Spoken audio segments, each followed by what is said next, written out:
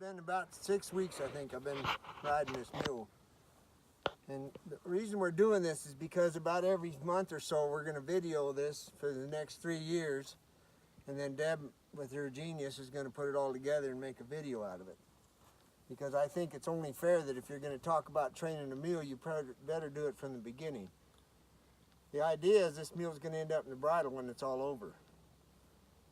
So I use the Bosal method because I don't want to pull on his mouth, and I've got 1,000 pulls already to get him turning and giving with his head and stuff, and I don't want them 1,000 pulls to have messed up his mouth at all. I'm going to try to keep that, I'm going to keep it clean until I hang a bridle on him. So I went with this type of Bosal, which I came up with, which is non-static, or excuse me, static rope. It doesn't stretch. And I want to do this, the whole theory is off the nose. And it has nothing to do with the side of the muzzle, which is what a hackamore, rawhide Bosal does. I didn't want to start off with rawhide because I want this mule to get lightened up through the kindergarten stages instead of ruin him to where he goes through rawhide Bosal. So if that makes sense to you, that's what I'm doing. Well, since I started, I've been able to drop down to this size because, like all Bosals, he actually appreciated it when I went to a lighter diameter. So this was the beginning one for until a week ago, and now I'm in this one. Now, if things fall apart, I simply go back to this one, and then I go back to this one.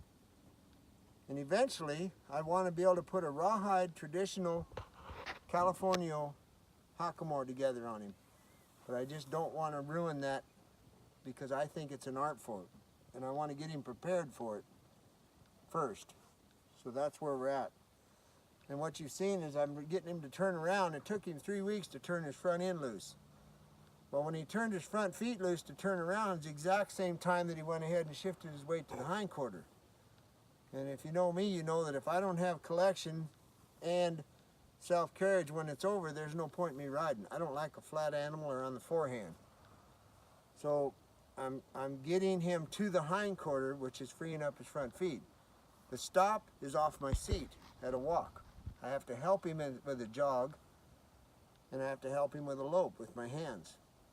The next time you see this, it should be a great improvement. If it isn't, I better get another job.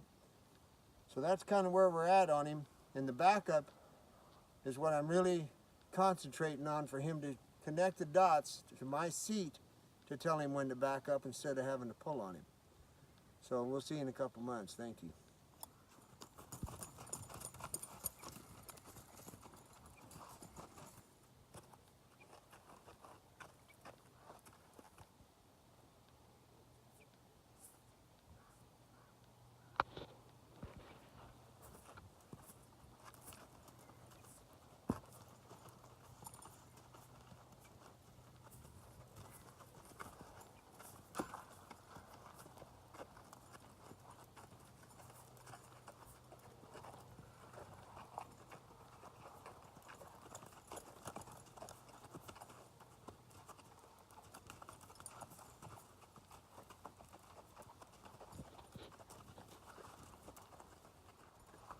Turn him around right now. See that? Well, I do that with my body. Right. It's about letting my spine down. I'll stop him by sitting down. I didn't pull. Okay, now at a jog, I still pull. At a lope, I pull. But he's learned to listen to my body, which is what makes the bridle horn. So I'll stop right up here. Exhale. Now it's backing up. You watch his nose come in. This is that crossing that line to get him to bridle up. I'm staying with him. Because he knows this means backing up. What I want him to know now is that it means put your nose down. That's where I'm at on him.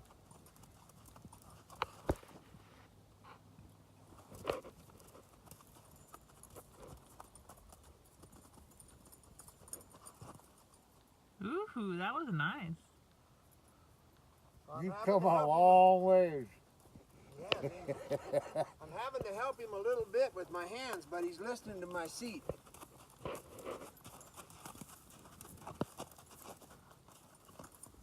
Very